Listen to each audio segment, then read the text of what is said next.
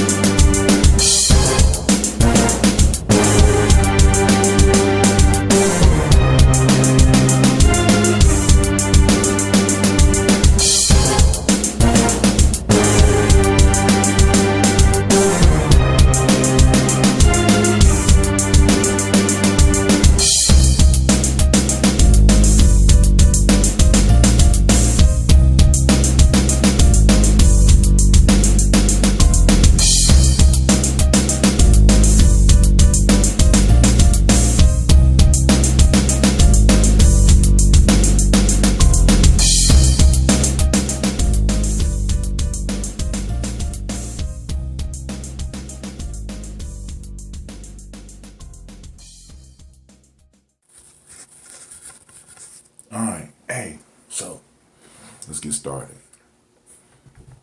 Damn, I stole my daughter's 9. Let's get started. I love that shit.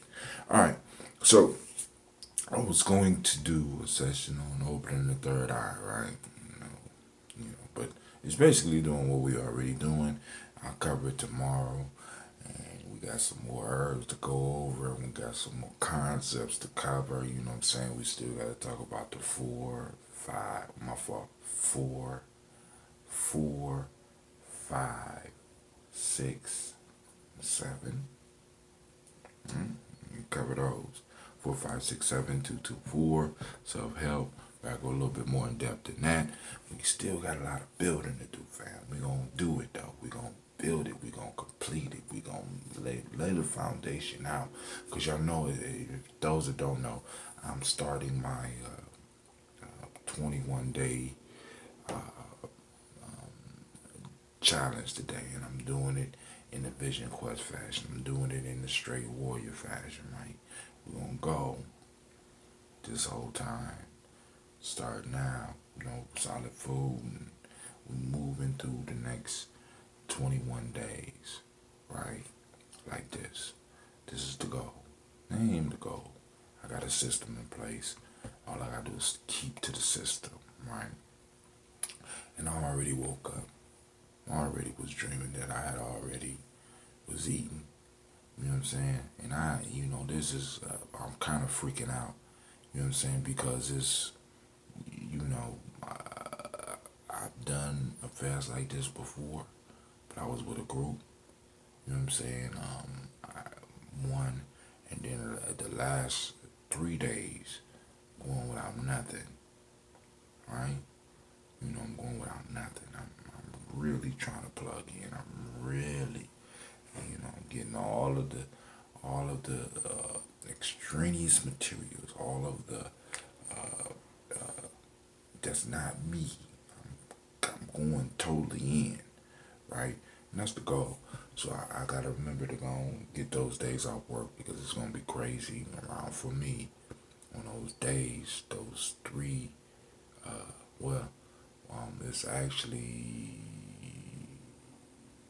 one day is Ania, Kaumba, and Imani, because I think, yeah, all right. So let's go and look at this. Microbiome, mental health in a modern environment. Now I need y'all to understand, right? Because like I said, it kind of was fucking with me when I was watching Impact Theory, and homeboy said, neuroscientists said that they could change a person's personality by dealing with the microbiome. And I know I've been on this for a minute, family, but I wanted to bring you an article. It's an article on ncbi.nim.nih.gov, microbiome and mental health in the modern environment. The Journal of Psychological Anthropology.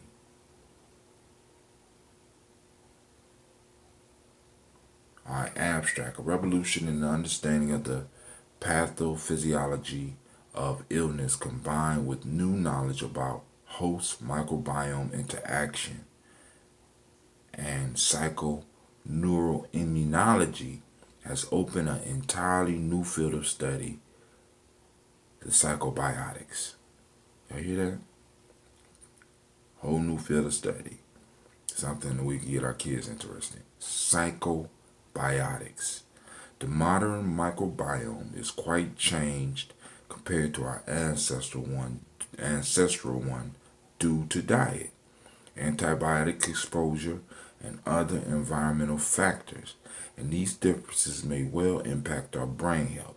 The sheer complexity and scope of how diet, probiotics, prebiotics, and intertwined environmental variables could influence mental health are profound obstacles to an organized and useful study of the microbiome in psychiatric disease. However, the potential for positive anti-inflammatory effects and symptoms ameliorations with perhaps few side effects make the goal of clarifying the role of the microbiota in mental health a vital one. Main text, check it out, fam. Mental health problems such as affective disorder, anxiety disorders, and psychotic disorders are not just diseases caused by psychological stressors added to genetic vulnerability, but rather full body inflammatory conditions related to the immune state. In this light, the role of the microbiome, 100 trillion or so organisms that provide a barrier and profound effect on our immune regulatory functions, most notably in the large intestines, become immensely important.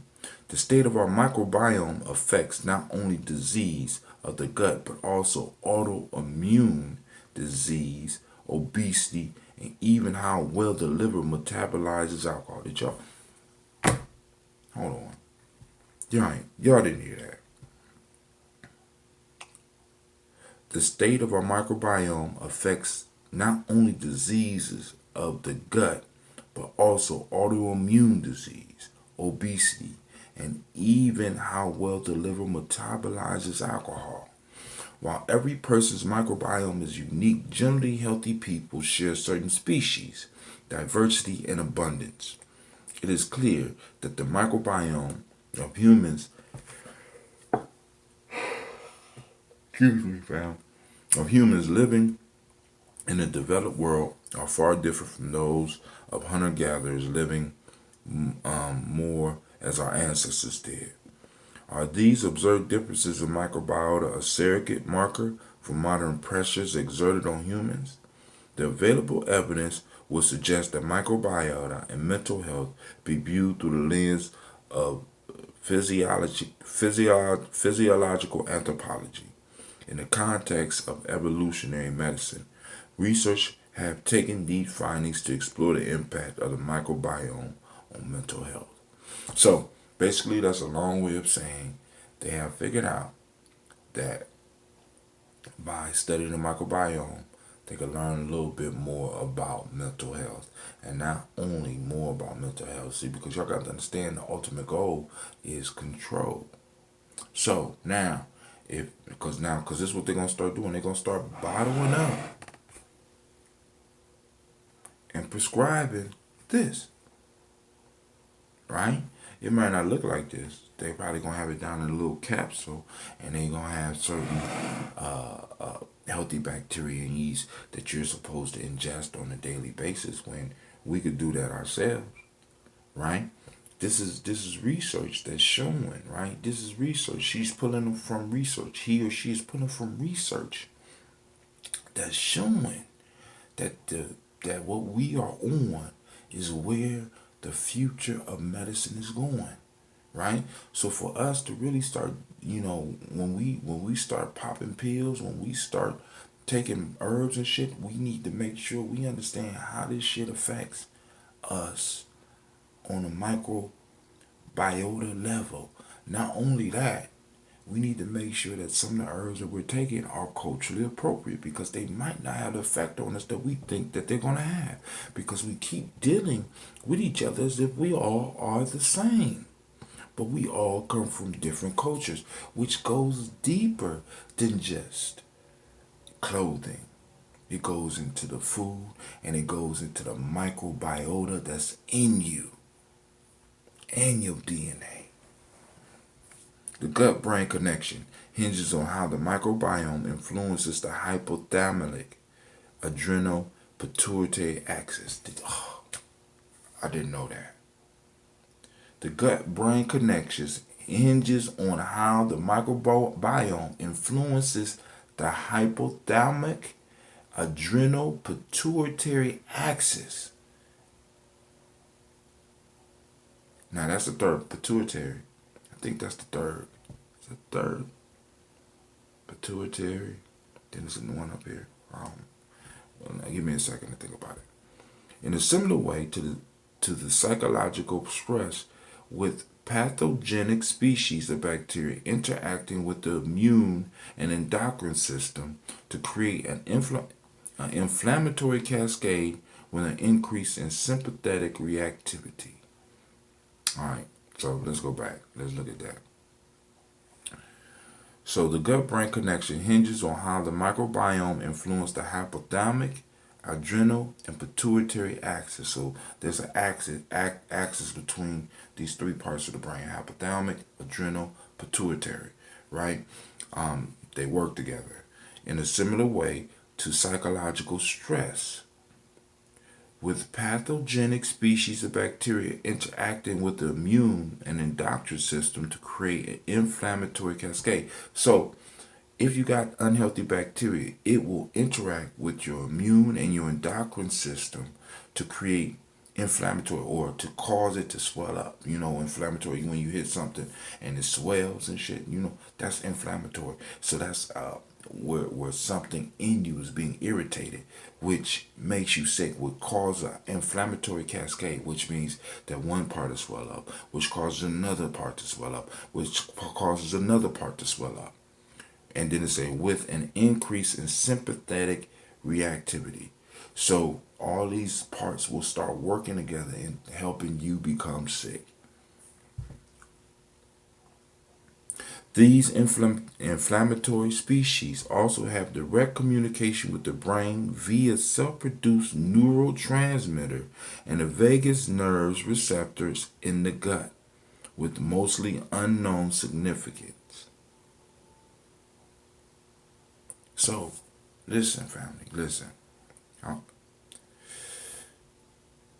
With pathogenic species of... Alright.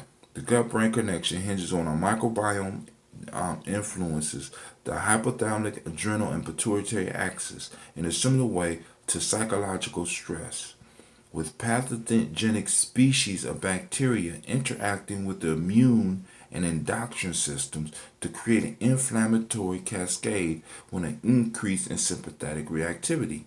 These Now, the inflammatory species, these are species that causes inflammation inside of you. These are unfamiliar species to your body. These are unhealthy bacteria. These are unhealthy yeast. These are unhealthy viruses. These are unhealthy fungi that are in you, right? These inflammatory species also have direct communication with the brain via self-produced neurotransmitters. So These bacteria, these yeast, these invaders of your microbiota that you are allowing to come in and feeding have direct contact with your brain because they create neurotransmitters to help get you to do what they want you to do. Did y'all hear what the fuck I just said? You have been hijacked. It's a possibility you are being hijacked by bacteria. They pimping you out. Go get my goddamn Cheetos. They pimping you out. Go get my motherfucking Snickers. Snickers satisfied. They pimping you out.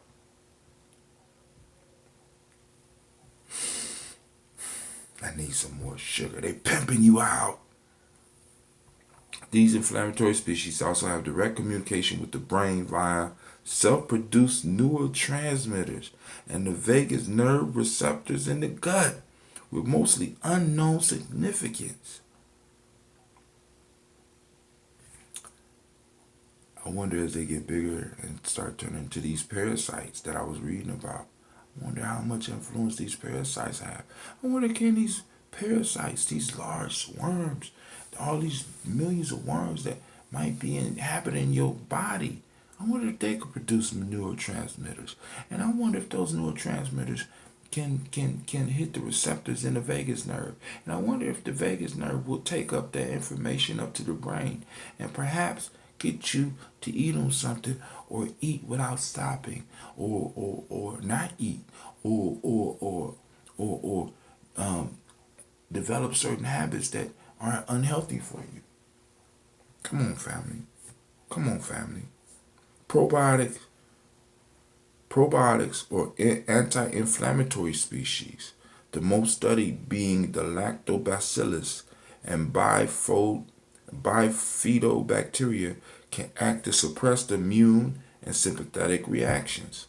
Demonstrations in both animal and human study have shown that the administration of beneficial microbes can reduce both inflammation and anxiety or behavior signs of stress. These agents work on the same system but in a different location as chemical antidepressants, suggesting possibilities for a new psychobiotic class of low side effect, anti-inflammatory, anti-anxiety, and antidepressant.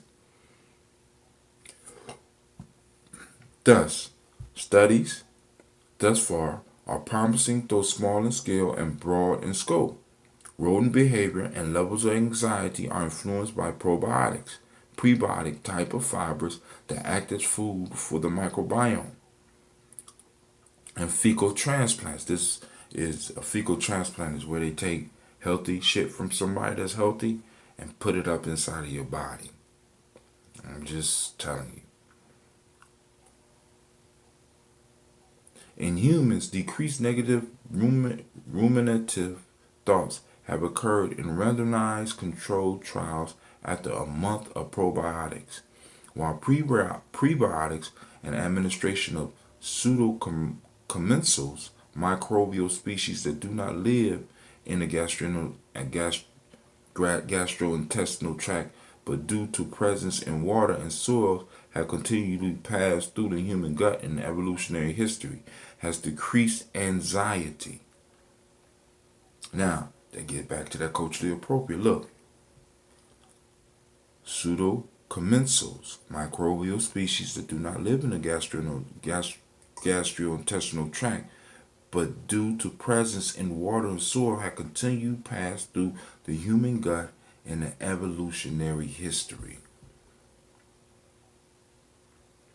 Right? That's a connection with the earth. That's a connection with the water. Right? Where you come from. Right? But no, I'm gonna get off of that. Have decreased anxiety. The rates of ADHD or autistic spectrum disorders in young teenagers supplemented with probiotics as infants dropped to 0 compared to controls in one fascinating study.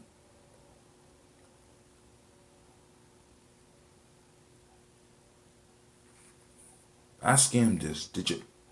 The rates of ADHD or autistic spectrum disorder in young teenagers supplemented with probiotics as infants dropped to 0%. Now, I don't know how they did that, right? The rates of ADHD or autistic spectrum disorders in young teenagers supplemented with probiotics as infants dropped to 0% compared to controls in one fascinating study.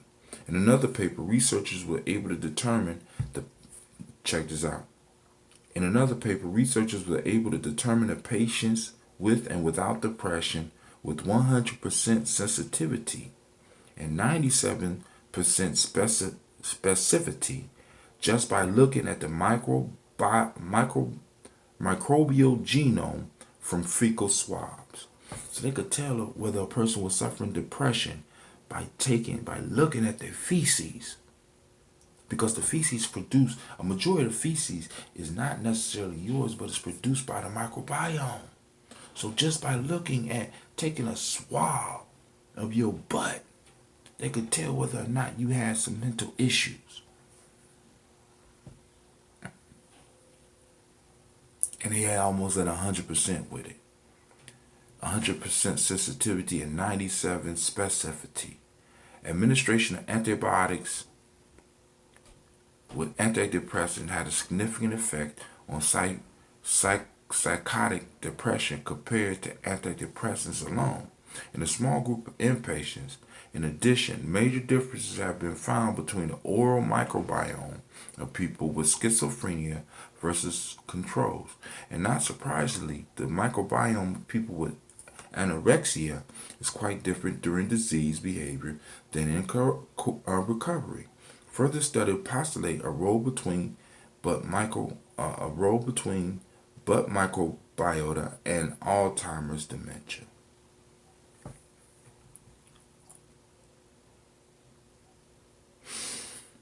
Having established there are some fascinating links between the microbiome and mental health, the challenges to finding safe, actionable clinical data are profound. One obvious obstacle is the sheer diversity of diagnoses of mental illness, ameliorated somewhat by the goal of addressing underlying systematic inflammation with microbiome manipulation. That goal may not be as simple as it sounds, given that the microbiome is a changeable entity reacting to local stress, food, intake, sleep, and baseline conditions. One microbiome may be ideal for one person and not for another with a different diet or situation. One size fits all probiotics may not show us the best clinical effect. A more bespoke approach based on microbiome sequencing and filling gaps of known guardian species such as Bifidobacterium longum and Akkermansia muciniphila may be more effective. We need to also establish the benefits risk of low versus high dose probiotic supplementation and the utility of giving prebiotic fibers and probiotics together. Food intake is a massive confounder to any study of the microbiome. Numerous studies show more traditional whole foods are superior for mental health, while optimal levels of vitamins, minerals, and certain fatty acids are key for brain function. These traditional diets also tend to be higher in certain fibers and prebiotics whose benefits for microbiome could explain much of the effects of these diets on mental health. Clearly, we need to do more work and use the information from studies designed to more carefully discern the effects of diet, prebiotics, probiotics, and general health. Numerous one-off studies of various probiotics brands for mental disorders will leave us in a similar state to those trying to glean some wisdom from the research of the omega-3 fatty acids confused and overwhelmed. In addition, attention must be paid to another long-term modified immune system in human evolutionary history. Ignore the many psychobiotic studies. The eukaryotic humans have co-evolved with helminth infections for the entire evolutionary history of our species. They're talking about parasites now. and recent times are striking for their absence. Since the early 1900s, such common infections such as hookworms, enter, enterobius, vermicularius, in the developed world have decreased tremendously, with numerous possible downstream effects on long-term immunity and host behavior. Parasitic contribution falls alongside that of commensal microbiome, and helminths deserve a chair at the table of microbiome research and mental health. Helminths have been used, listen, parasites have been used experimentally for treatment of autoimmune diseases such as Crohn's disease and multiple sclerosis, with some interesting case reports of psychiatric disorders, including anxiety disorders, affective disorder, autistic spectrum disorder, co-occurring with the autoimmune disease, remitting as well. So when they put these put no parasite in me. When they put this parasite in somebody that was going through one of these autoimmune diseases and also had mental health issues, according to what I'm reading and what I'm understanding, and I could be wrong. Somebody that's out there, you might need to help me with my interpretation. But it sounds as if that when they put these things in them, it changed their behavior as well as help with the disease. Not promoting it towards getting stronger, but actually helping them make health improvements. So let's look at it.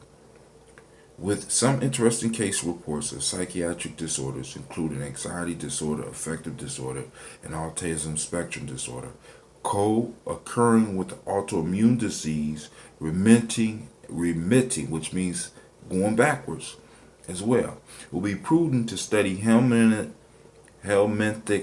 therapies for neuropsychiatric conditions, particularly in those conditions such as OCD or some types of psychosis where there is a suspected autoimmune contribution. Conclusion: microbiome manipulation is an evolving tool in an armamentarium to fight mental illness. We must temper enthusiasm and marketing of any particular probiotic strain or brand with large helping of wisdom and experience already gleaned from the many researchers becoming experts in this relatively new field of human medicine. Multidisciplinary communication among medical researchers, anthropologists, and psychologists can help us to modulate our modern environment to ameliorate the need for psychobiotics in the first place. Funding. Now, I'm going to read this to you. Funding for this paper, none. Competing interests. The author declares that has no competing interest. So she wrote it, and she got plenty of. I posted this up on my Facebook page.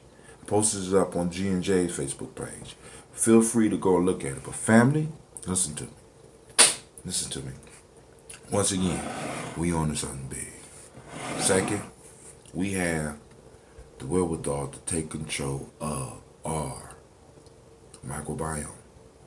Family, you have 100 trillion cells that could work for you or against you, right? You need to get them working for you. Now, what can you do? What can I do, Brother Hatim? All right, now, probiotics. Now, they talking about prebiotics. You get that on spinach, you get that on leafy green vegetables and stuff like that. Fresh vegetables. You know what I'm saying? Those prebiotics that help your body, boom. You know what I'm saying? Those are prebiotics, right? And I'm gonna do some research on prebiotics and help you with that. But you ain't got to take them in the damn pill. You ain't got to take probiotics in the damn pill, right? Because I already introduced you to probiotics, right? We're gonna talk about prebiotics. You get this when you eating vegetables with roughage, greens and shit, right? Right? Now, probiotics. Teaching you how to make this. Then let's talk about pickles. Not the pickles you buy at the store, pickles that you could make at your home, right? pickles that you can make at your home. You know what I'm saying? How about sauerkraut that you can make at your home? How about kimchi that you can make at your home? Right? All this stuff is available for us. Probiotics, prebiotics, so that we can start bringing ourselves back into balance and take control over this 100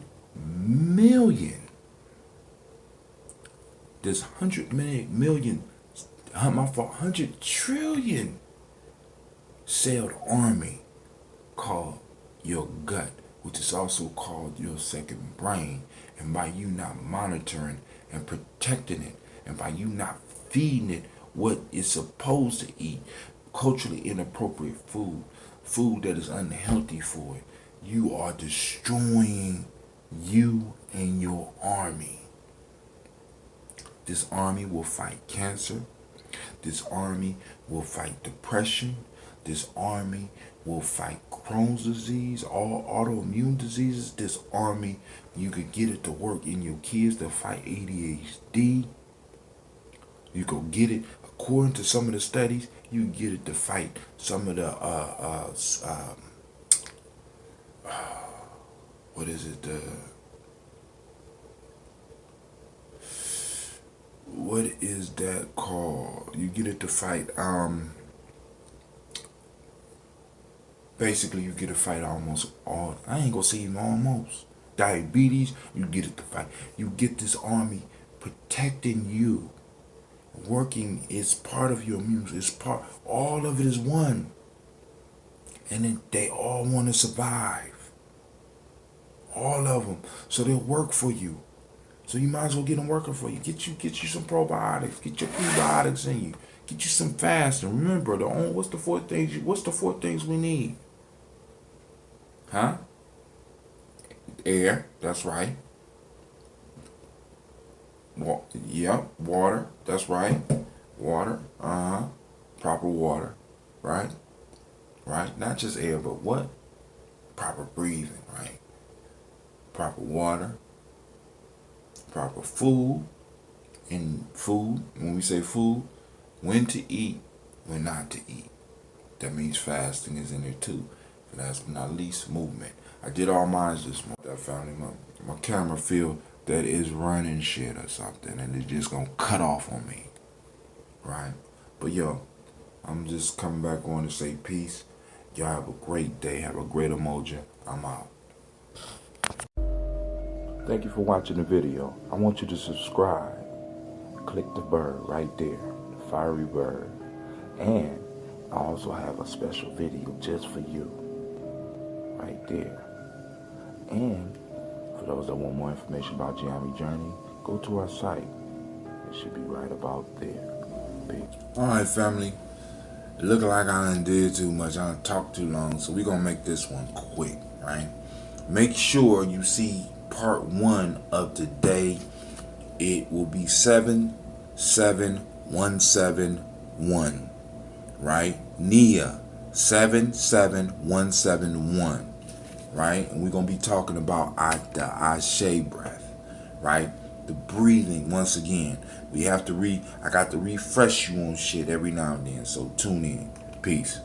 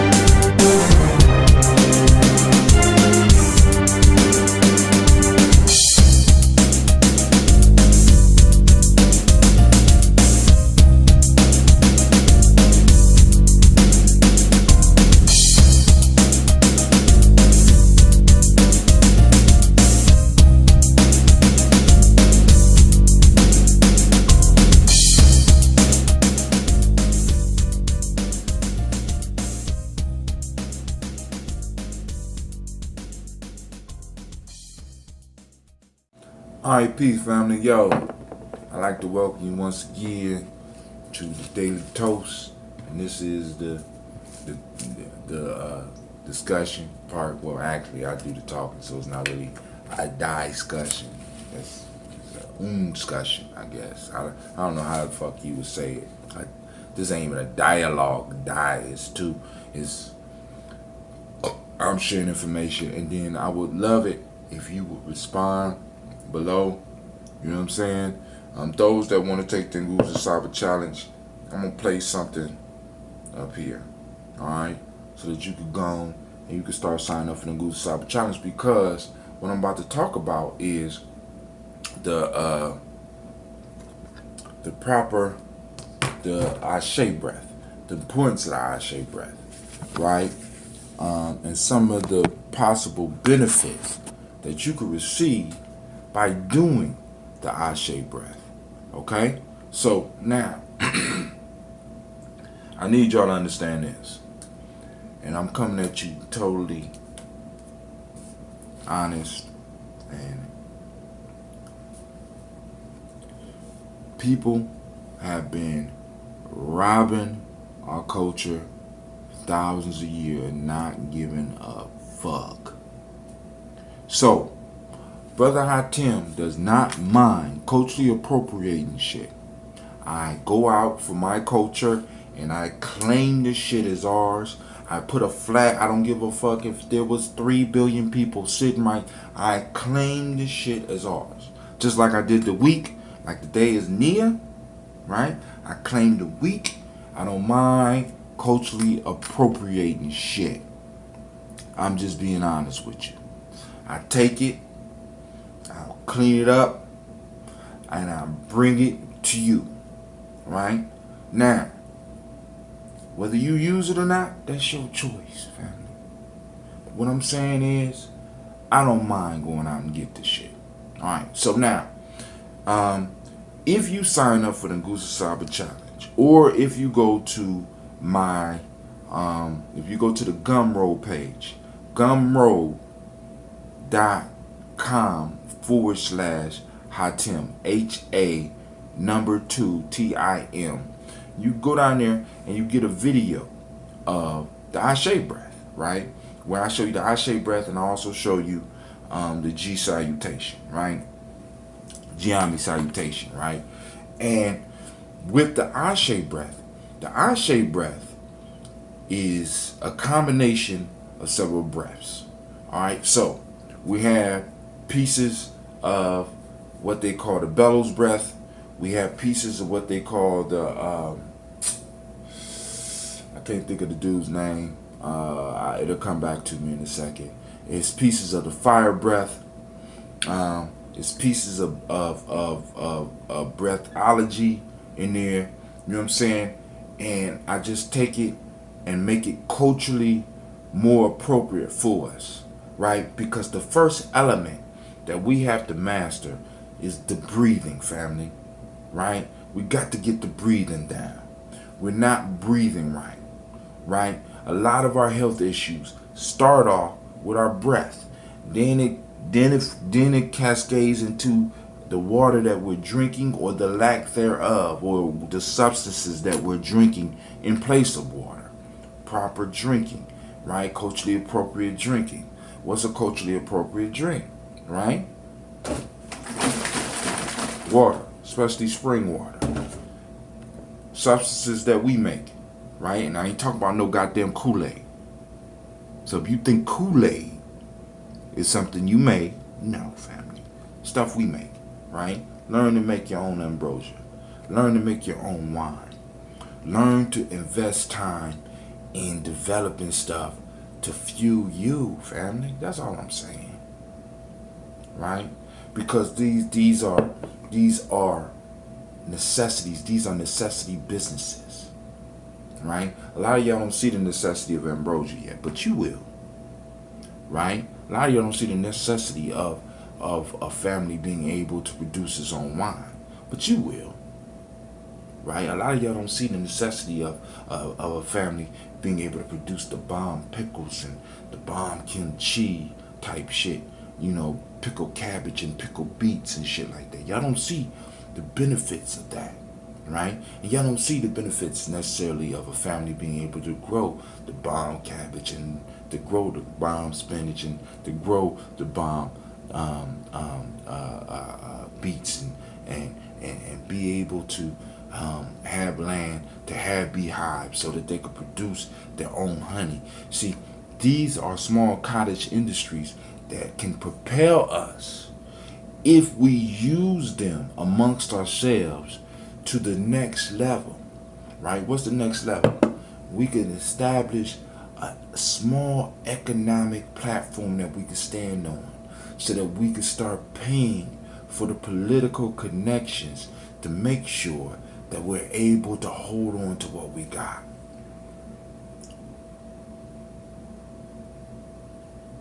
I need you to understand. If we're going to operate in the American system, we need political power. If we're going to operate in the American system, we need economic power. Right? Because with economic and political power, we can make everything else work for us. We can make the education system work for our children. You know what I'm saying? We can make the private sector work for us, right? But it all starts with us doing trade amongst each other. And there's certain things that we as a family decide that we are only going to get from us, right? Culturally appropriate actions. Culturally appropriate. And this right here could be produced by us. Beets can be produced by us. Cabbage can be produced by us. Honey can be produced by us. We can make a connection and start importing certain things from Africa that are culturally appropriate for as far as skin and far as eating, that we could start business with another sector and develop a strategic relationship with the family over in Africa. See, we got to be thinking on a cultural and then a nation building level, because if we're going to do that, you know what I'm saying, we always need allies, family. You know, we always need allies. So y'all need to understand, Brother Tim is on I'm on a high right now, right? And it's like I'm seeing shit, right?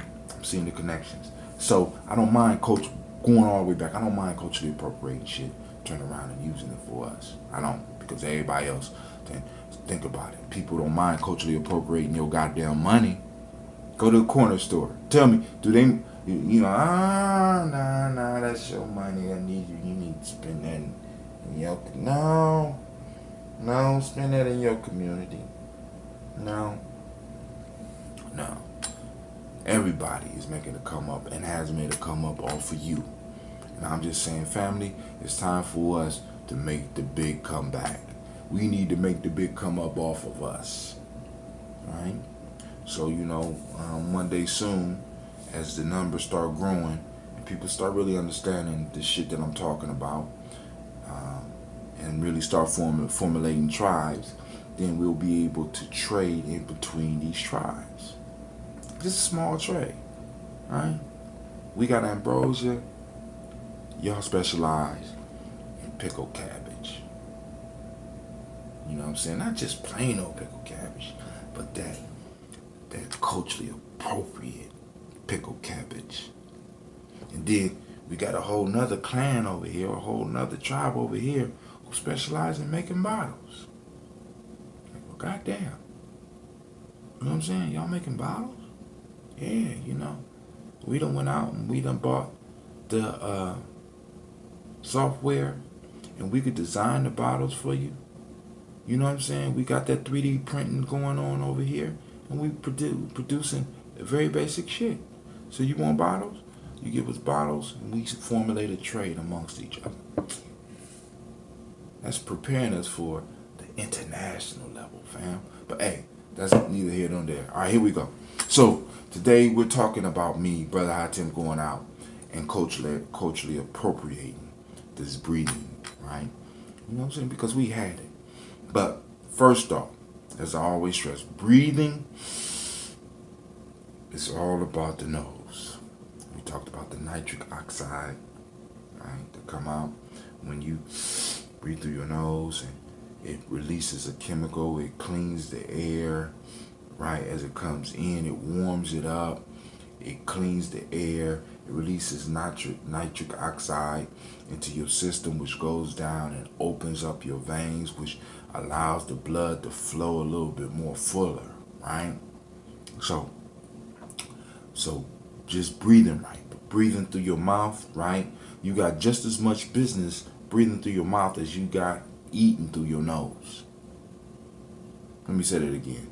You got just as much business eating through your mouth. You got just as much business breathing through your mouth as you got as eating through your nose. Would you eat through your nose? Well, if you won't eat through your nose, then why is you going to allow yourself to breathe through your mouth? I know a lot of y'all out there, because my mouth is how I've been breathing. But that's wrong. You have the perfect mechanism for breathing right here. All right. So now, we got, what is it? Wim Hof. You have the Wim Hof breath. You have the fire breath. You have the bellows breath, right? You have all these, right? Then Brother Hatim come. And I'm like, shit, give me that. Give me that. Give me that. Right? So now, go to Gumroad, get the Ashe breath. And let me explain to you what's happening when you do Ashe breath. When you do an Ashe breath, the first part of Ashe breath is you doing rapid breathing through your nose. Say that 10 times fast. Rapid breathing. Right? And it's coming in, right? And you working the parts of your body you need to work, because this works the gut. Because we constantly talk about you talking about gut health. So this helps you get your gut into shape, right? This helps you get your gut healthy, because you're bringing in a number one killer of bacteria and yeast, especially those that don't belong. You're bringing in oxygen in high, rapid amounts, right? Boom, you do the breathing, right? But the second part of it is that you are also meditating, in a sense, on the word Ashe. So with each inhalation you sing Ah, and with each exhalation you sing She, in your mind, not in your mouth, in your mind, so that you keep your mind focused and keep your mind culturally focused, right? Boom, boom, boom, boom, boom, and you form in a circle, Ah, She, Ah, She, Ah, She, and you get this wheel turning, where you got this constant thought going through as you breathe, and boom, boom, boom, and you hold it for a certain amount of time. And then on the last breath, you blow it out and you hold. Now, that's where we're going to stop. Right there, right? So now, let's look.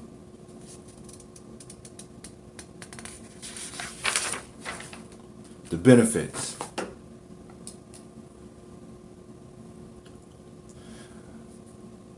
The Ashe breath, the first part of Ashe breath, releases toxins and deposits from the lung, the mucus lining, blood vessels, and other cells. Expand the lung capacity and increases vital strength. Strengthen the nervous system to resist stress. Repairs the balance between the sympathetic and parasympathetic nervous system, and it strengthens the navel chakra, because you're actually using you're using your actual stomach, right, to move your belly, your gut. You're using it to move. So it's also helping massage those internal organs. Increases physical endurance and prepares you to act effectively. Adjusts the subtle psychoelectromagnetic field of the aura so that the blood becomes energized. Reduces addictive impulses for drugs, smoking, and bad foods. Increases oxygen delivery to the brain, facilitating a focused, intelligent, and neutral state of mind. Boosts the immune system and may help prevent many diseases. Because remember, we talked about this gut, we're massaging the gut, we're allowing extra oxygen to come in, right? So the oxygen is balancing out the system. It's allowing the blood to flow with more force. The blood is flowing with more force. You're generating a heat a natural heat within your body, which allows your body to sweat, which allows you to help toxins escape through your pores, as well as burning shit up. Family, listen, I'm not playing with this, right? And it promotes synchronization of the biorhythms of the body systems. Now, I don't know too much about all that, right? But let's look at some of the other statements. Now, none of this, I haven't found any scientific piece. I just found sites that talk about the breathing, because we're going to get to the holding breath.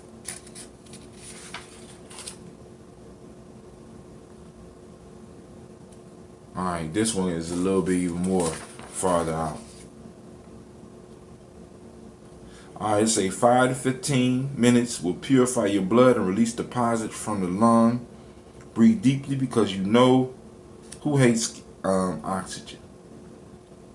The Ashe breath burns away disease, and they say karma. It stimulates the solar plexus right around here, as well as the navel chakra, to generate heat and release natural energy throughout the body, right? So actually, you could do this in replace of drinking coffee if you want to. I like drinking coffee. That's just me. Right? It strengthens the magnetic field of the body, help you quickly regain control in stressful situations by getting you out of your ego and reconnecting you to your higher self, right? Synchronize your entire system under one rhythm. Now, what are we on today? If I'm correct, yep, the day of purpose. Rhythm gets the whole system working together. Not, see, because I mean, think about it. You got all these things, all these rhythms that you turn on the radio. It's about getting you into a certain rhythm, right? Watch videos, getting you to a certain rhythm. When you get to the work, get you this. But this allows you to set a rhythm, which is basically a system or a cycle, a rhythm, right? You are dancing to other people's rhythm. All I'm trying to do is get you to do it in your own life.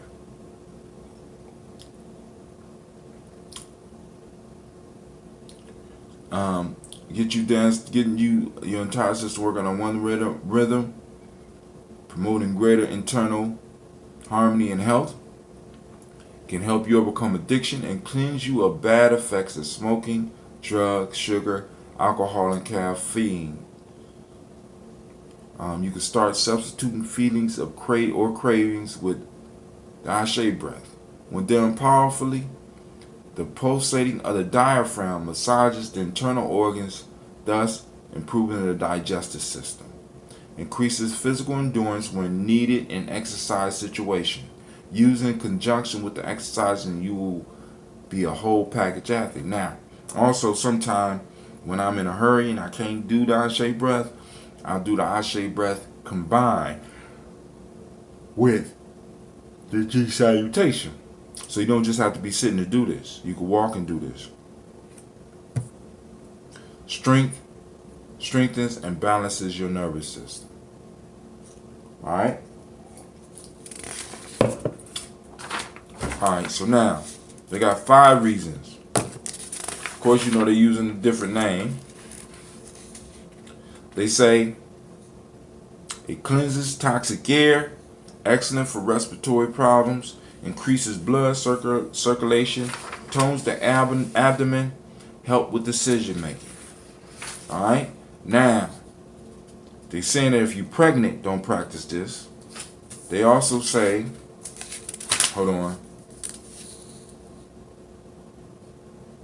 Alright, it should also be noted that when you practice an Ashe breath, I'm calling it Ashe, is not recommended for those who suffer from cardiac problems, hernia, and spinal disorders. In addition, those who suffer from severe respiratory infection, colds, and nasal obstructions. Now, if you start practicing before these, you won't get them. should not perform this breathing and cleansing technique. Most physicians usually ask people suffering from high blood pressure and diabetes to refrain from performing this breath technique as well, because they want to keep getting your medicine, keep you getting your medicine, and keep getting your money. Those with abdominal ulcers also should avoid performing the technique. If you are pregnant, you should not practice this type of breathing exercise.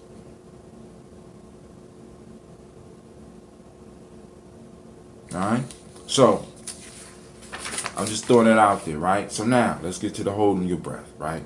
So now, there's a certain part of the whole Ashe process where one, we strengthen internal muscles.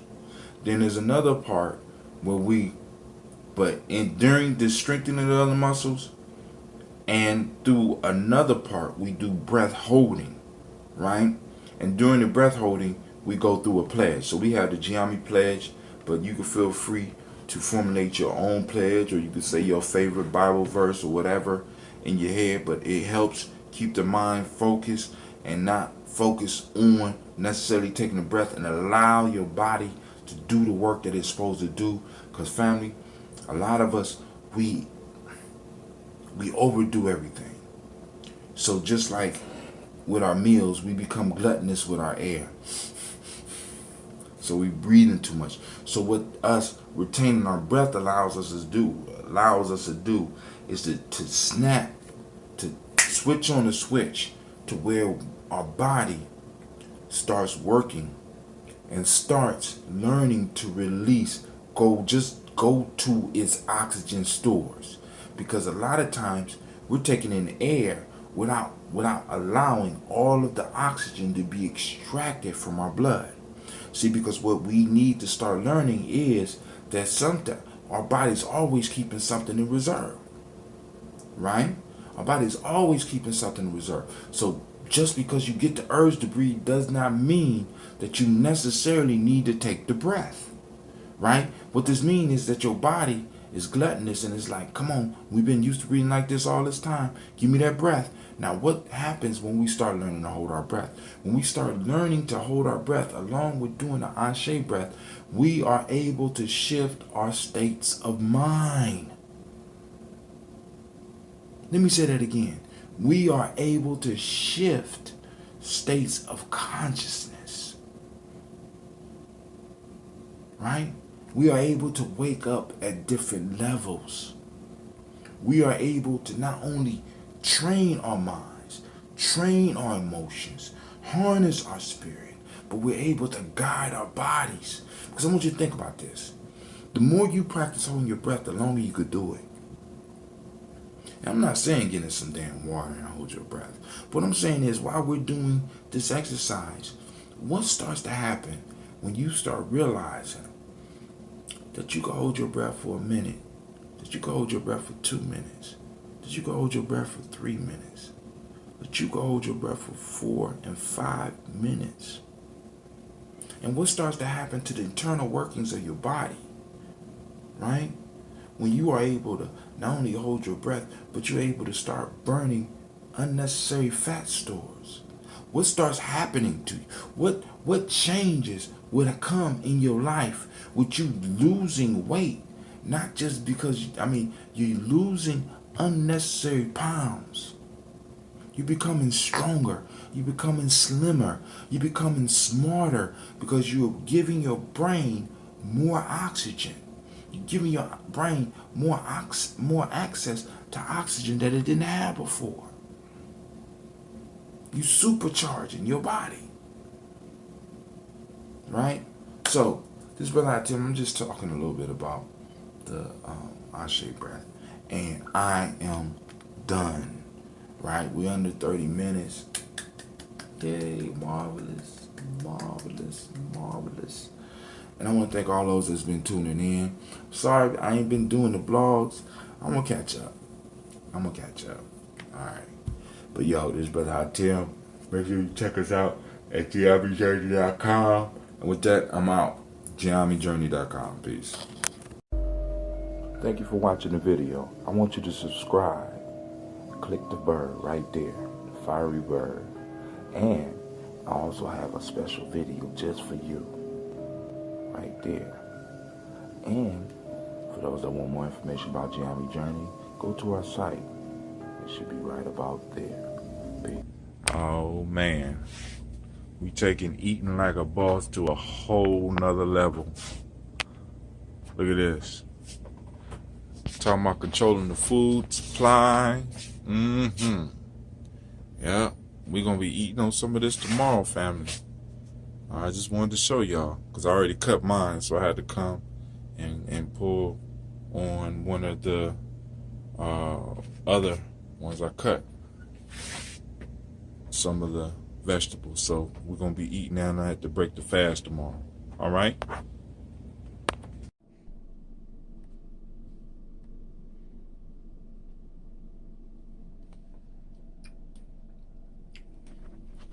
Eating like a boss, family. Eating like a boss.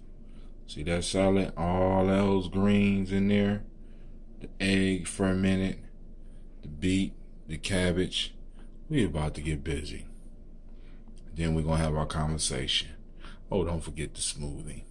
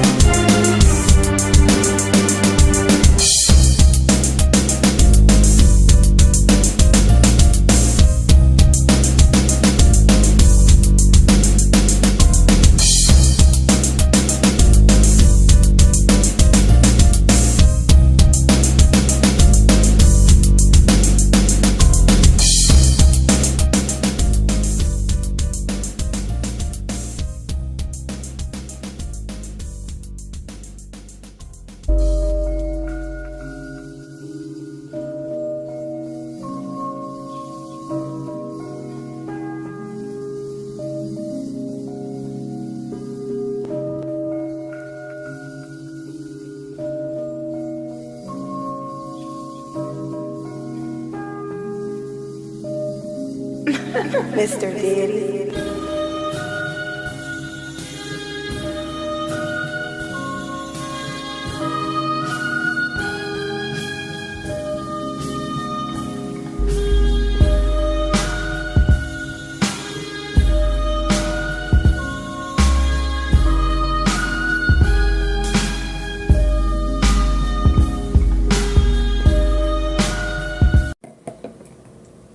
All right, fam.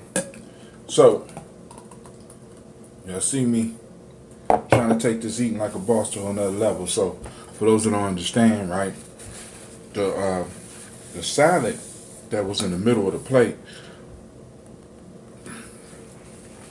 came directly from my school, right? I mean, it's like we have a stand-up garden, and I got to go and I got to prune a lot of the vegetables that I mean was like different types of lettuce, some greens, some herbs that I got to directly go and pick from the garden, and I got to really eat like a boss. Now the next level is finding somebody in my circle with eggs, you know, because I like eggs, and with chickens, so that I could go and actually make me some fermented eggs, or make me an egg breakfast with eggs from somebody within our circle. All right, so before we get started, what I want to share with you is I had to feed my sourdough started last night, and I wanted to let y'all know that this part of the experiment is progressing. Somebody inquired about the experimental SCOBY, and she is still alive. She's still kicking. I just haven't started brewing with her yet. I'm letting her get strong, and I'm thinking maybe within the next 2 brew cycles. I want to give her just a little bit more time because I've been feeding her ambrosia. She begin a little bit thicker, and I eventually am going to have an experimental batch come from her. All right, but I just want to let y'all know that we still working on the sourdough this week because I wanted to get it started early. This week I am going to do another pizza because the pizza was, oh my God. I mean, I'm going to take out some of the honey, but the pizza was ridiculous. I'm going to perfect the bread, but then I'm going to make a peanut butter bar. Peanut butter with the, I'm going to keep the, this time I'm going to put the oatmeal in a little bit earlier so the oatmeal can soak up a little bit more of the moisture as it ferments. The chia seeds gonna stay in there, of course. The hemp seeds gonna stay in there. Cranberry, raisin, but I'm adding peanut butter, and I'm gonna cut down. Well, I don't know. I don't know if I'm gonna cut down on the honey, but I'm gonna put the honey in there, and we're gonna see what we could do. We're gonna see what we could do. All right. So that's the next step for that. All right. So I'm gonna go let this sit out for the rest of the day, and I'm gonna put it back in her container, and actually I might make the doughs tonight and let them ferment until Nia, and put them in the oven on Nia, and do it like that. Maybe Kumba, I don't know. Maybe let them sit for 2 days. But we're still working on getting the process together. So today we're talking about being committed. Being committed. So I had to look up the word because a lot of times people confuse committed and crazy, and it's usually the ordinary person. And what do I mean? What do you mean by ordinary people, Brother Hatim? I mean like people that strive to live like everybody else, right? So I had to take some time to look up this word, commitment. I sent it to myself this morning, but no, dictionary.com is going to just send me dictionary.com. I hate that. I mean, so hold on. Autarky. All right, I want to share this with you.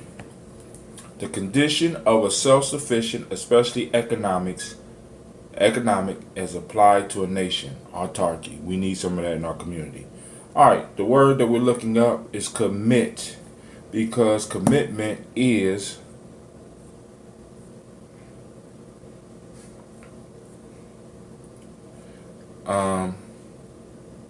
the root of commitment. All right, commit.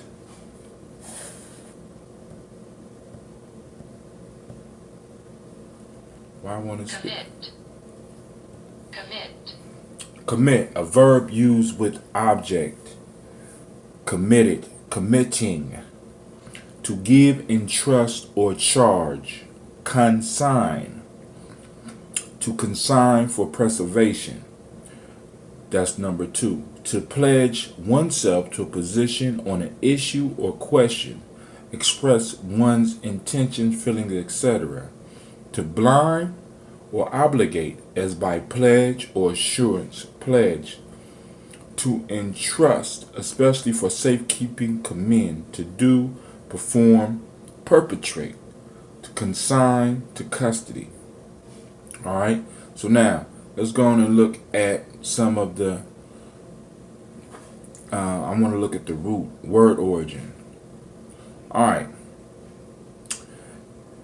Middle English, committing, Anglo, Latin, commit, equivalent to come, mittery, to send, come with, mittery, to send, give over. I don't like this. How is it that you can have this big ass tablet not be as accurate as the phone?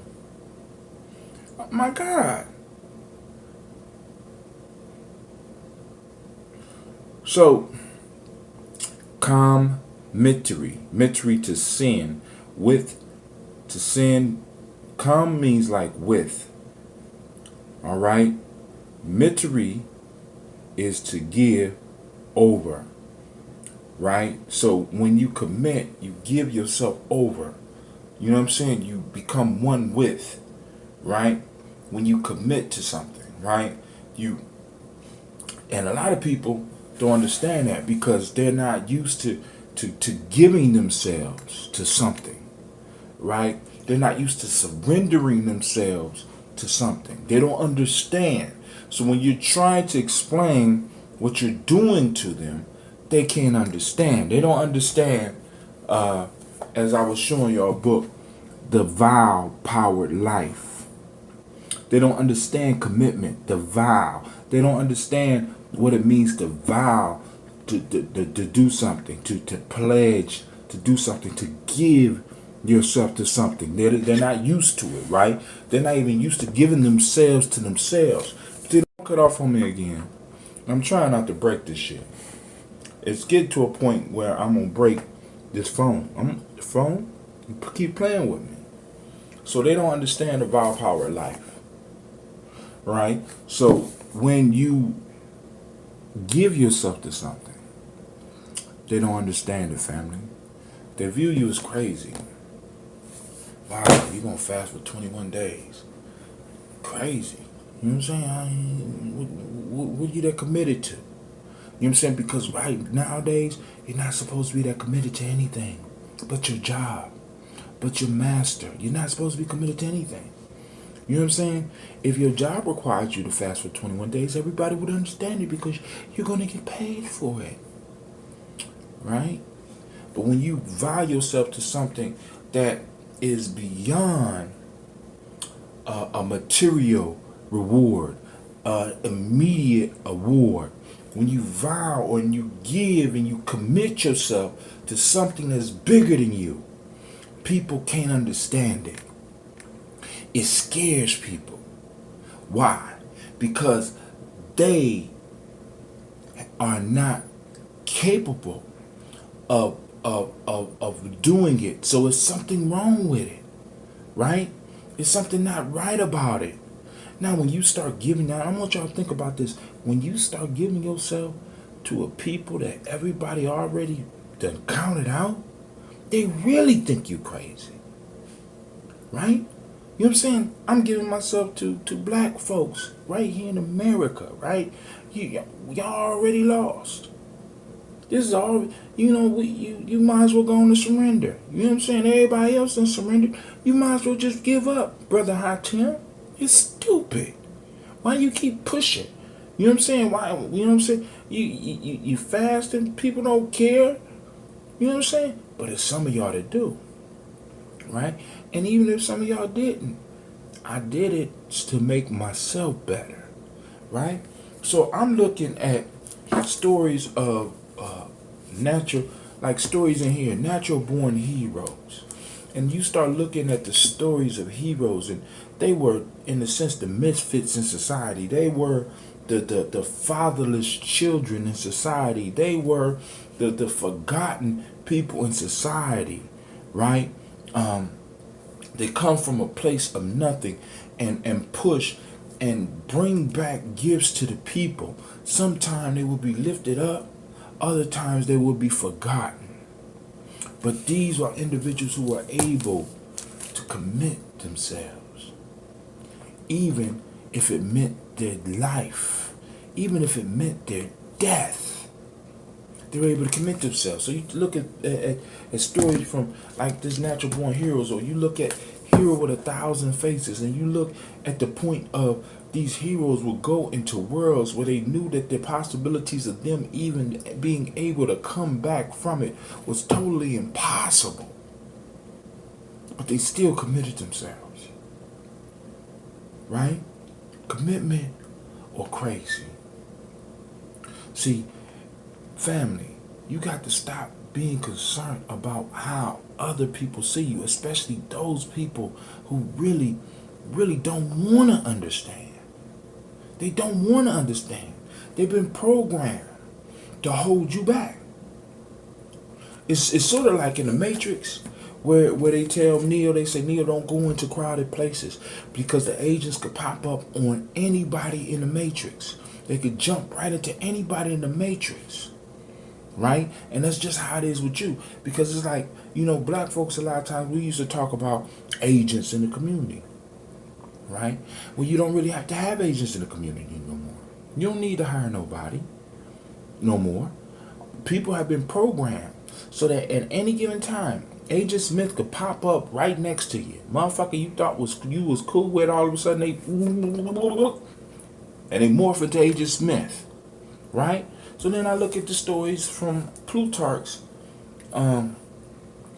Parallel Lives. Right? And I'm going through this and I'm seeing individuals who had to be, in a sense, people looked at them as if they were crazy. Right? Not really realizing commitment. I'm living my vow that I made to myself. I'm living my vow. A lot of people don't understand that, family. And they can't understand it. Right? Because honor, loyalty, and sacrifice are not primary in this culture anymore. Especially when it's loyalty, honor, and sacrifice to you and your people. It's not understood. And last but not least,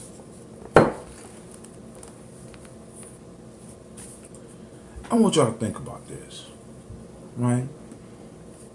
We got a black woman with a sleeping problem who felt that she was supposed to be free. There was a different way of life when all around her there was no evidence that there was a different part of life. There was stories. You know what I'm saying? But there was also stories about boogeymen and things hiding up under the bed and sea monsters and shit. But this woman, was she committed or was she crazy? 19 trips. 19 trips. And then on top of that, when the Civil War happened, she was a master spy. Committed or crazy? Family, you got to make a decision, right? And a lot of times when you make that decision, most people in your life are not even going to understand. And they are going to line up against you, it seems like sometimes. They're going to challenge you. They're going to argue with you. They're going to talk about you. They're going to doubt you. But the question is, do you have the heart to be committed to you? Like, for example, like the 21-day challenge. Like people say, brother, I tried. And that's all I'm asking. You know what I'm saying? Because it starts with a try. But then eventually, after you try so many times, eventually you're going to be like, I can do this shit. And get committed. And you're going to understand that it goes beyond just changing the names of the days. Right? I need to get over a tobacco habit. I use the 21-day challenge to help me with that. I use the 21-day challenge to help me get through a fast. I'm using the 21-day challenge to help me get through books.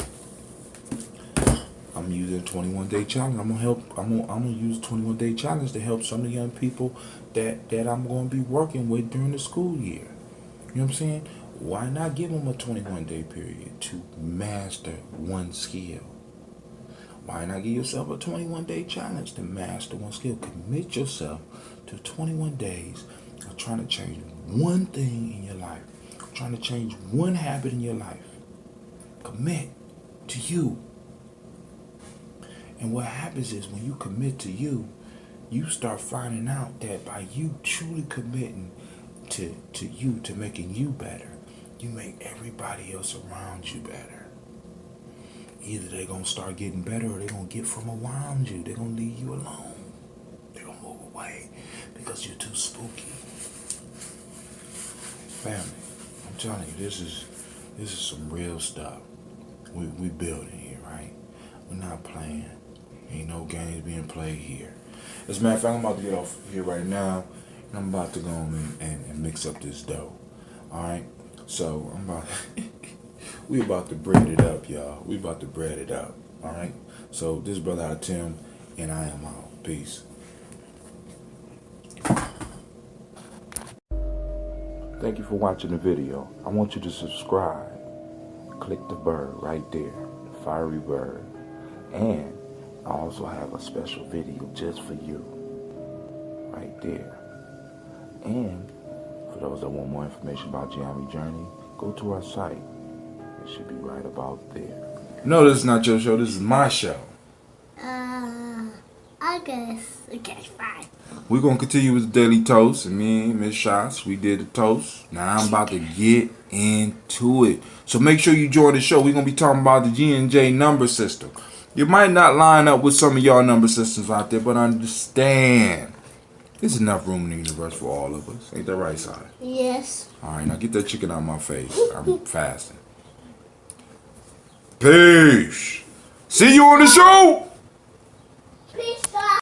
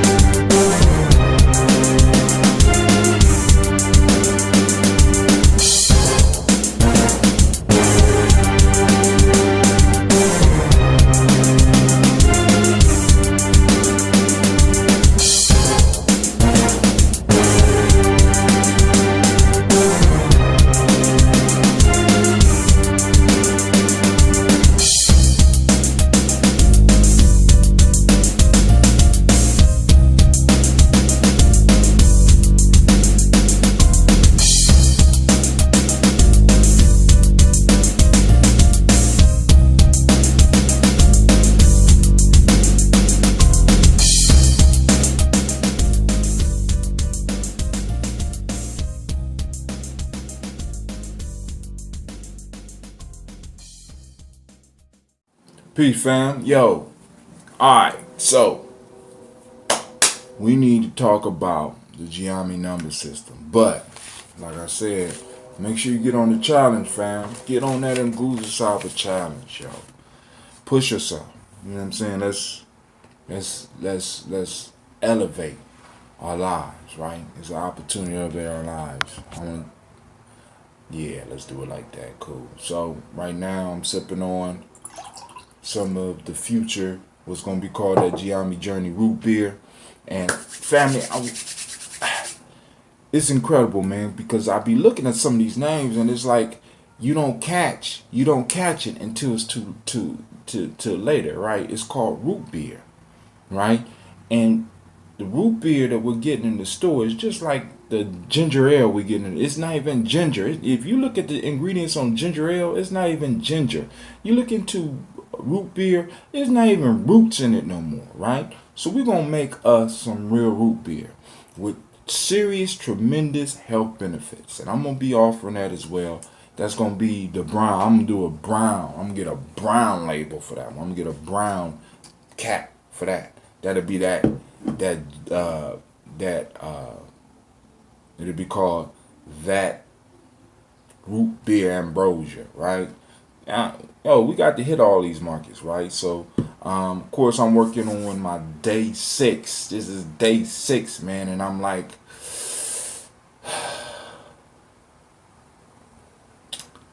6 out of 21, right? You know what I'm saying? I'm struggling with some other stuff that happened on the outside, because the piece that I keep trying to tell you is that when you're trying to change your life, right? When you're trying to change your life, family, what starts to happen is that the other forces outside your life will start trying to interfere and start trying to get you to align back to the reality that's being presented for you. And I am being bombarded by reasons to realign myself back with the reality in which that I'm trying to get out of, because that reality is not culturally appropriate for me. It's not culturally healthy for me, right? So I need to go on and start making my turn and start lifting up my vibration, like a lot of you out there are trying to do, right? So now, what we're gonna talk about today, brother Hatim? All right, I don't have a lot of notes, as y'all can see. I just got my 21 Dangus Cyber Challenge thing for marking the day. The day is day 6. It is 7/1/17, and it is Kuumba. Kuumba, the day of creativity, a powerful day. Hold on. It's Kuumba. And y'all know y'all like, that's January. Well, I laminated it so I can keep it. But Kuumba, day of creativity, order. The hermetic demotic principle is order. The hermetic law is cause and effect. Male name for this day is Kwame. Female name is Ama. All right. For those that might recognize Ama, Ama is the name of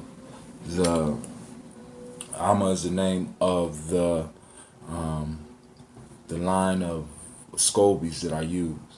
Now, so one of the things I wanted to do to highlight creativity for this day is, one, I wanted to talk about the Gye-Nyame journey number system, right?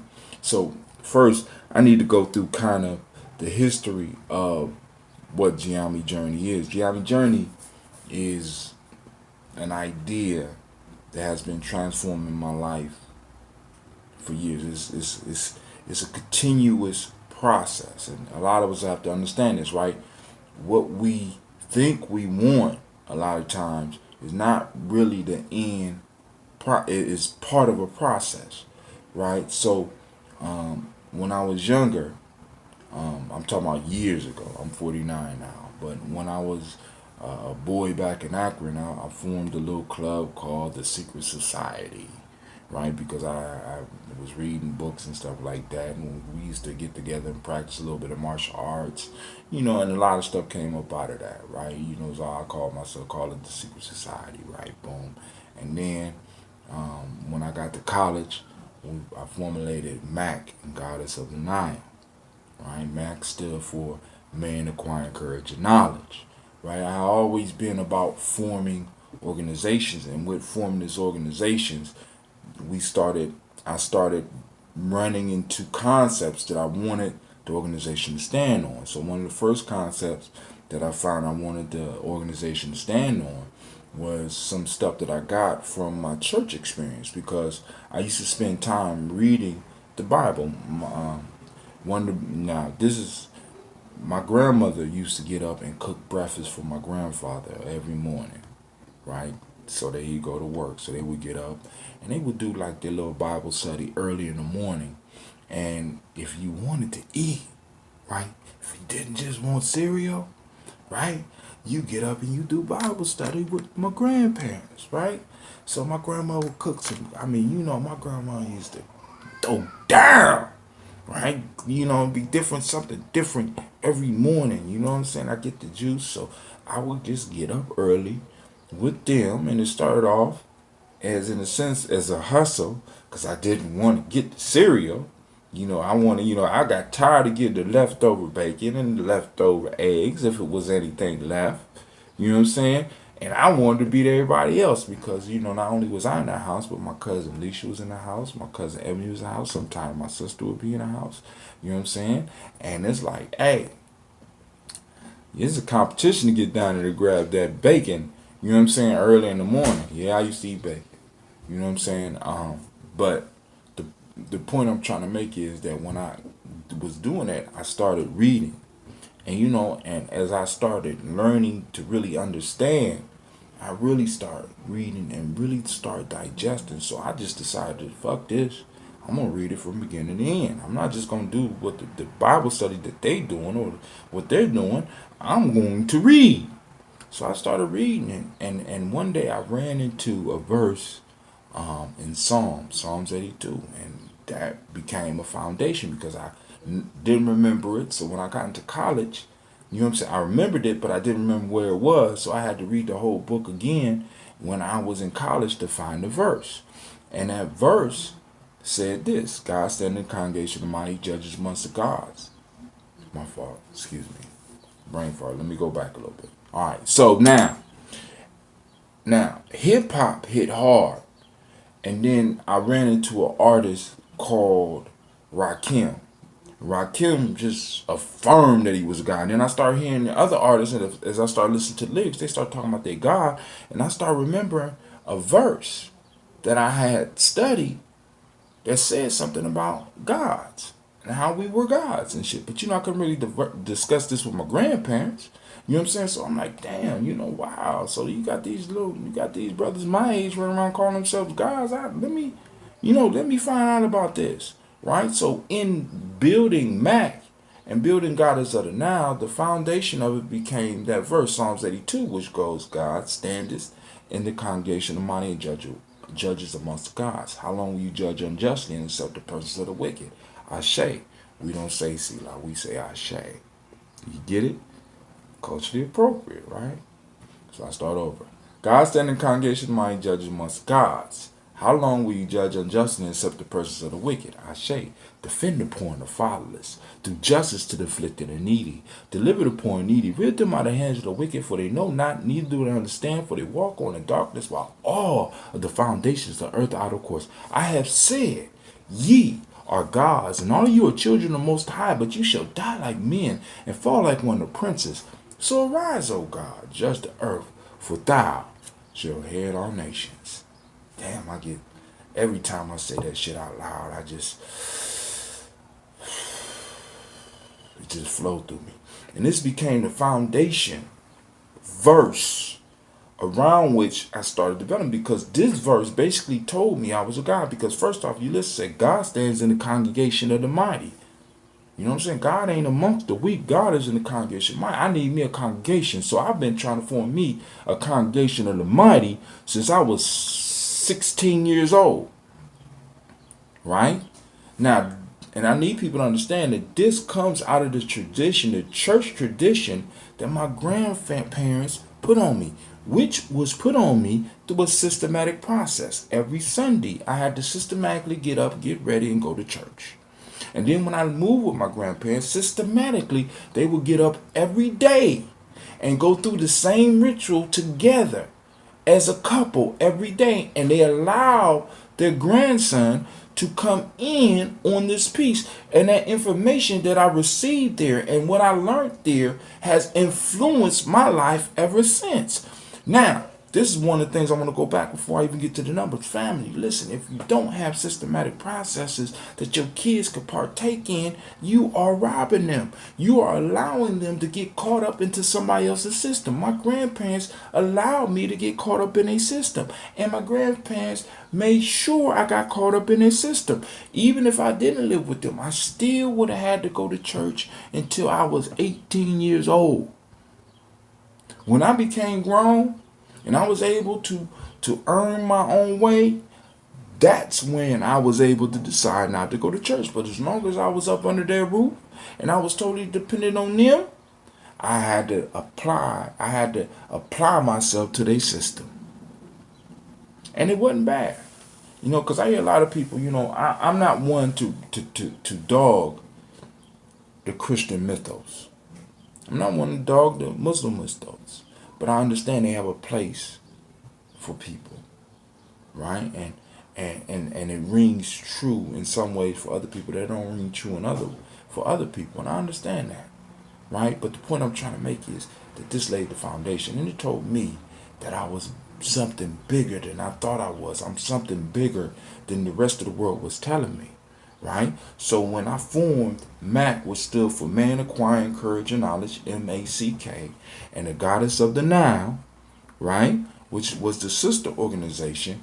I basically I basically used the information that I received from a systematic process in that system, right? Now, Mac and Goddess of the Now grew into the Underground Railroad, UGRR, the Underground Railroad, which actually is nationally documented. Y'all can look up and you can find scenes of documentary that was done on the Underground Railroad on YouTube. You know what I'm saying? It's called Making Peace. You know what I'm saying? Brother Hatim and the Underground Railroad type thing. But the piece that I'm saying is that that was made possible by a systematic process that I had been put through by my grandparents and my mom, because my mom enforced my grandparents' system because she's, she grown. She ain't had to go to church. She go to church on holidays, but y'all getting up and getting out of here. So I would have to go there, and while I'm sitting in church, I'm reading, right? Boom. So I formed Mac and Goddess of the Now when I got into college. Mac and Goddess of the Now, boom, something happened, and the next transition was the Underground Railroad, where I formed the Congregation of the Mighty. And the foundation of that was Psalms 82, right? And then from Psalms 82, we got into the numbers. I got into the numbers, and because I got into the numbers and I started using the numbers, I was able to help other people understand the power of numbers. Now let's talk about it, the G and J, because after the Underground Railroad, there became a formation between the Underground Railroad and the 35th Dynasty, right? And then from there, I went to Simba and got introduced to Simba. And when I came back from Simba, I formulated Gye-Nyame Nation Builders Club, right? And from Gye-Nyame Nation Builders Club, we got Gye-Nyame Journey, which is where we are today. So now, what I'm talking with y'all about is a process that may be older than most people that's listening. This is a process that I've been doing for years, and those that are in doubt, you can check with anybody in my circle, anybody that has known me for any period of time, and you will see that I have been consistent about what I've been doing. I haven't just been talking this black consciousness shit. I've been living it for years. You understand? I put my life on the line for it. I have been building and doing things with this for a very long time. So what you see here is a result of a systematic process that was started by my grandparents, and then from one where I set up for myself. Now, part of that systematic process was learning the number system. Everybody that came into Gye-Nyame had to learn a set of questions, right? The answers to the questions. They had to learn the questions and be able to answer the questions. So now we go say, what is a warrior? You know what I'm saying? Like, if I come here, Cleve. What's a warrior? One who is experienced or involved in conflict. All right, thank you, sir. So all of our warriors have to learn this stuff, but this is a long history, right? So we have the first 7 questions, which are basically almost the newest questions, right? It starts off at question 7, where I started with this. It go, what are you on? Underground Railroad. Where you headed? To the east. What's in the east? Freedom. What's freedom? Peace of the spirit, mind, and body. What's peace? Harmony and order. Do you have principles? Yes. How many? 7. Why 7? Because 7 is the universal number of study, rest, and perfection. What are they? Umoja, Kuch, Chakli, Uji, Mojama, Nia, Kum, and Imani.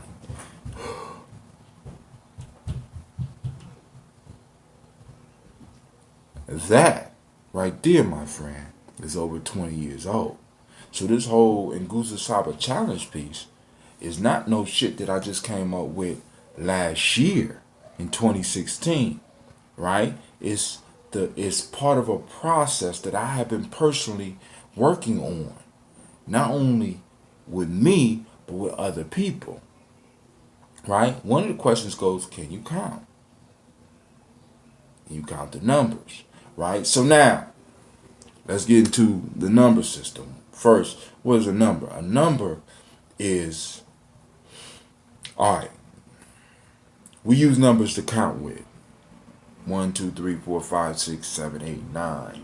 That's all the numbers. And then you have 0, which is in a sense a whole deep, whole nother piece. But the numbers not only represent the number of something, 1, 2, 3, 4, but it also represents a vibration, right? A rhythm that things are in. And you can categorize the world by the rhythm in which they're in. And if you understand the vibration of something, you can control it. Right? When you start understanding the vibration of things, when you start really understanding, you get down to the root, because one of the sayings from the African Openness to the Tree of Life is, in the true name is the essence. Like, we got all these other names on shit, but when you really get down to the true name of something, or the true vibration of something, you are able to control it. Right? Some of you that are into science fiction or into fantasy, there was a movie where they talked about, I can't remember the movie, where they talk about when you know the true name of things, you can control them. There's whole things of magic about being able to know the true name of things.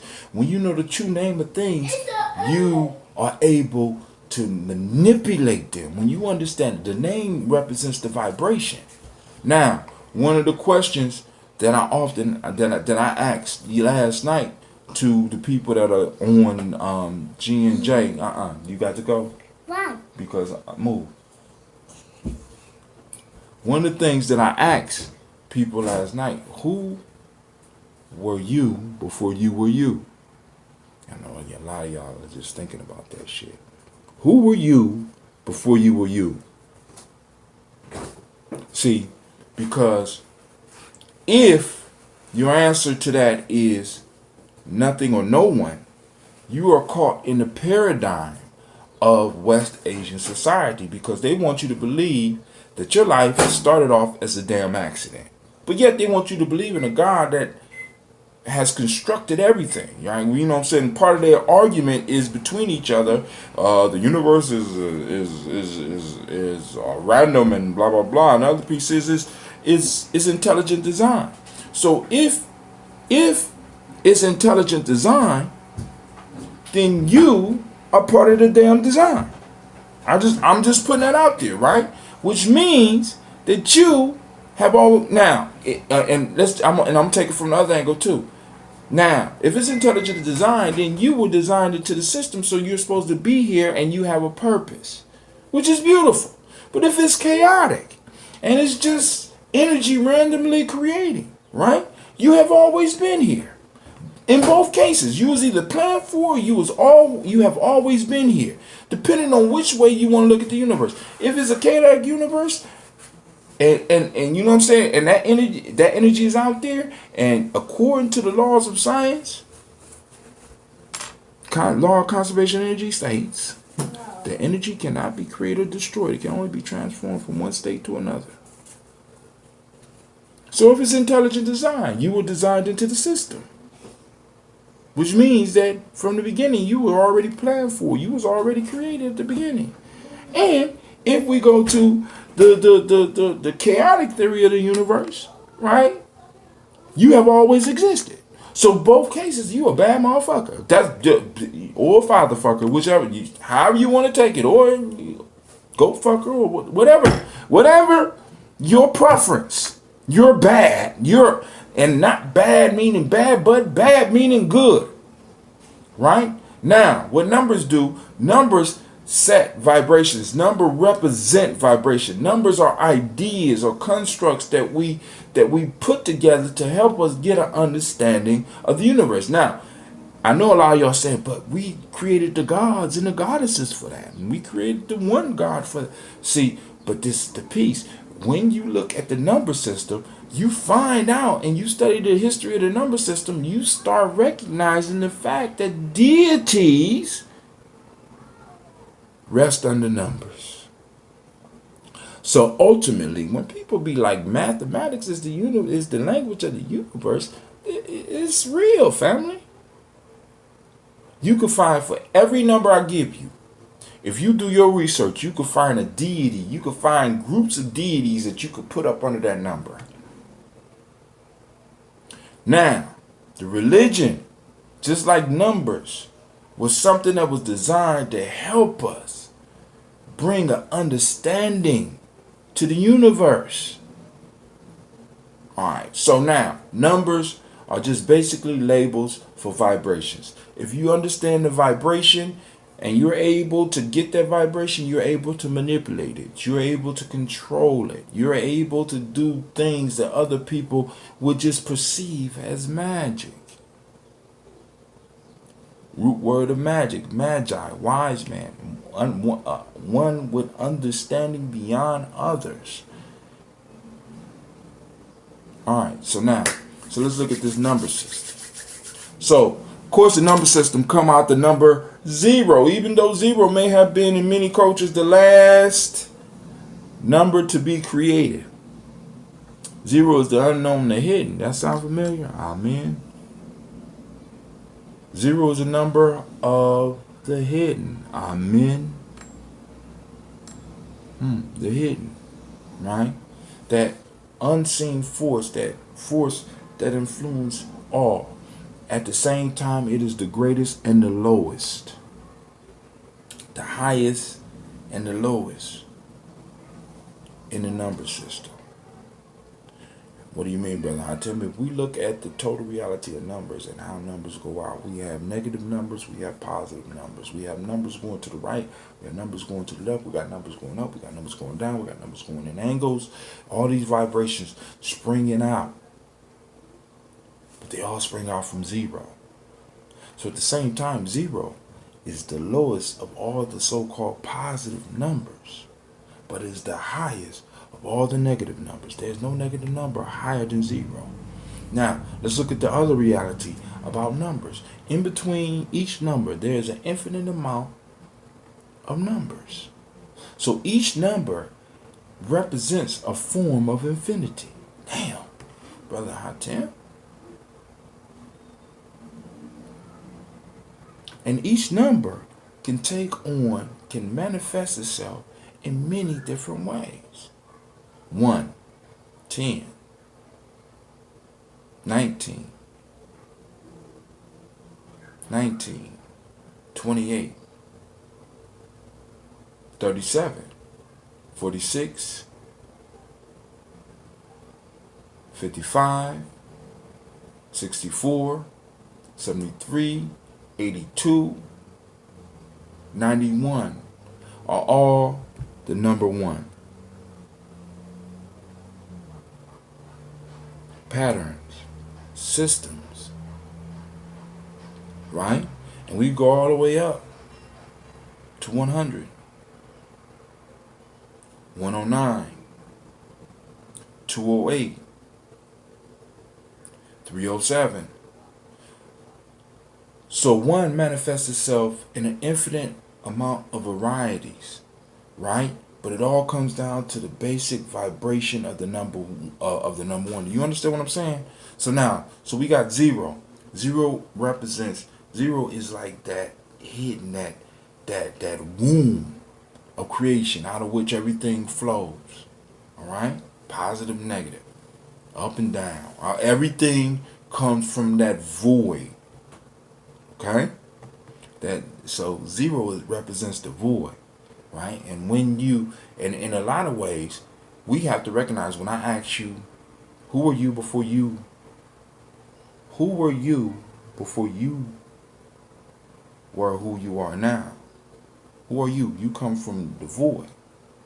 You understand what I'm saying? And you come back into your family line. That's why I call us generational people. We go back to the void, which in a sense can also be equated with heaven, or what some people call heaven, or paradise, or whatever you want to call it. That's when you return back to zero, and then you come back out. All right, now, one. What is one? One is interdependence. Now, every number has positive aspects and negative aspects. So when we look at one, we look at interdependence. A good example for you to focus on for interdependence is when you go outside and you look at a tree. A tree has its roots in the earth, has its branches up in the sky. It receives sunlight from the sun. It receives water. And then you got all types of life that's surviving off this tree. Interdependence. You got a whole interdependent system around that tree. We are all operating on this planet interdependently, although we don't believe that.